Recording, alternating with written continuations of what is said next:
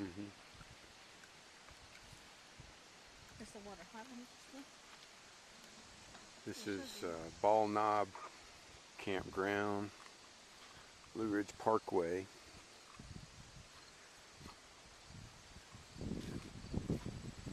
A lot of people are coming and they just spend the night and then they go because they're driving up and down the parkway. We're going to stay a few days.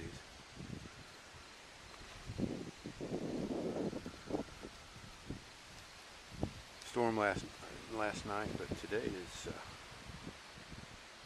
nice and clear.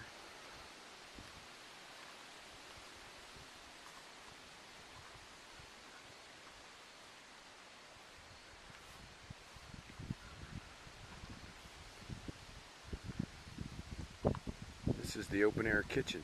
We're alright as long as it doesn't rain.